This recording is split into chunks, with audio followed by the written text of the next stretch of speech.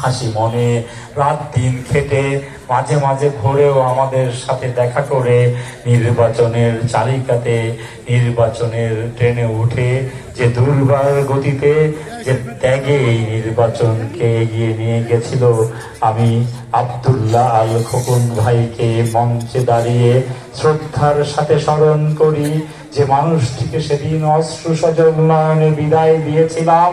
রানুর মৃতদেহের সামনে দাঁড়িয়ে বলে রেখেছিলাম, সে আসলে ছেড়ে আমাদের যায়নি, হেসেছিল, সে কেঁদেছিল, সে আমাদেরকে বলেছিল হাজার হাজার নেতা কর্মীর অশ্রু সজল নয়নে যে বিদায় দেখেছিলাম, এটাই তো রাজনীতি, এটাই তো রাজনীতি, একটি মানুষের সম্মান, এটাই তো একটি রাজনীতির, একটি মানুষের আবেগ। এই সম্পর্ক পবিত্র সম্পর্ক, এই সম্পর্ক দায়িত্বের, এই সম্পর্ক ত্যাগের, এই সম্পর্ক যুদ্ধের, এই সম্পর্ক সাম্যের, এই সম্পর্ক ন্যায্যতার। বাংলাদেশ জাতীয়তাবাদী দলের এই নেতা আর সেদিন হয়তো গত 17 বছর এর আগে সে কোনোদিন ক্ষমতার স্বাদ ভোগ করেনি। বাংলাদেশ জাতীয়তাবাদীদের নেতার শত শত মামলা, শত শত হামলা, ত্যাগের জন্য যে বলা জানা যায় ইতিহাস সে তৈরি করে গেছে। এটা কোনো রাজনৈতিক নেতার মৃত্যু নয়, এটা একটি রাজনৈতিক নেতার গদ্য, এটা একটি রাজনৈতিক নেতার পদ্য। সেই জানাজার মাঠে হাজার হাজার কর্মীর অশ্রু সজল নয়নে যে বিদায় আমরা দেখেছিলাম, এই নেতাকে আমার পক্ষ থেকে সশ্রদ্ধ সালাম জানাই।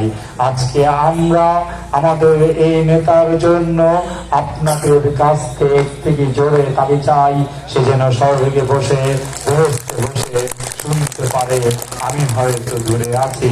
আমার সেই সহকর্মীরা যারা আমার সাথে ছিল মিছিল মিটিংয়ে, যারা আমার সাথে ছিল হাসি কান্নায়, আমি তাদের সাথে আছি, তাদের আনন্দে আছি, তাদের দুঃখে আছি। সশ্রদ্ধ সালাম জানাই আমাদের সহকর্মী বাংলাদেশ জাতীয়তাবাদী দলের যুগ্ম আহ্বায়ক আব্দুল্লাহ আল খোকন ভাই।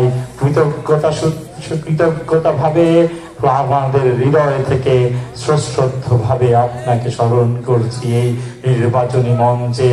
এই নির্বাচনের ফলাফল কি হবে আমি জানি না, তবে সে আমাদের সাথে থাকবে, সে আমাদের সাথে আছে। তাদের প্রতিটা অবদান, প্রতিটা জিনিস আমি এই কৃতজ্ঞতার সাথে স্মরণ করি।